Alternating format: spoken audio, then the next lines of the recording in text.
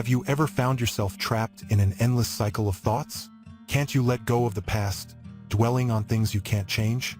Maybe it's an argument, a failure, or an event that deeply wounded you. We all go through such moments. But what if I told you there's a simple way to break free from these burdensome thoughts, liberate your mind, and find peace in the present? In today's story, we'll learn from a spiritual guide who has the perfect solution to avoid overthinking and live fully in the present moment. Once upon a time, in a serene village nestled among the mountains, there lived a young boy troubled by a common habit: overthinking. He was constantly haunted by bitter memories and replayed past mistakes over and over. If someone said something to him or something went wrong, his mind would fixate on that one incident. It became his daily torment. He cursed his fate, blamed his misfortune on destiny, or imagined taking revenge on those who had wronged him. Day by day, he sank deeper into these negative thoughts, devoid of peace. His relationships with others deteriorated, and none of his endeavors succeeded. The more he thought, the more tangled his mind became. One day, a friend noticed his distress and suggested something that could change his life forever. "There's a wise man living in a nearby monastery," the friend said. "He's very insightful. Perhaps he can help you stop this endless cycle." With a hopeful heart, the boy set out to meet the wise man. He found him sitting peacefully, the serene atmosphere of the monastery a stark contrast to the storm within him. The boy poured out his heart to the wise man. "I can't forget my mistakes," he confessed. "I replay them in my mind over and over.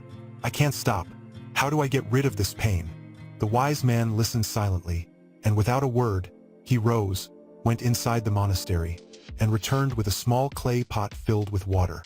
He held the pot in his hand and stood before the boy. The wise man looked at the boy and asked, "Tell me, how much do you think this pot weighs?" The boy glanced at the pot and said, "I'm not sure, but it's very light." The wise man smiled gently. "Then what if I hold this pot for a few minutes?"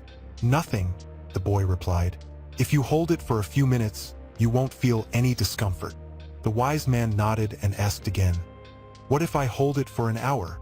"Well," the boy replied, "your hand will start to ache. It will become painful." "All right, then what if I hold it for an entire day?" the wise man asked with a more serious tone. The boy paused and said, "Your hand will be in a lot of pain. It might even go numb. You won't be able to hold it any longer." "Exactly," the wise man said. "But did the weight of the pot change?" "No," the boy replied. "The weight remained the same." The wise man looked at him, a glint of wisdom in his eyes. "So why did you feel pain when you held it for so long?" The boy thought for a moment before answering. "Because I held it for too long." The wise man smiled and said, "Precisely. Now tell me, what should I do to get rid of this pain?"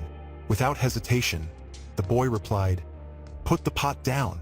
The wise man nodded slowly. "Life's worries are like this pot. You hold them for a short time and they don't seem so bad. But the longer you hold them, the more they hurt you.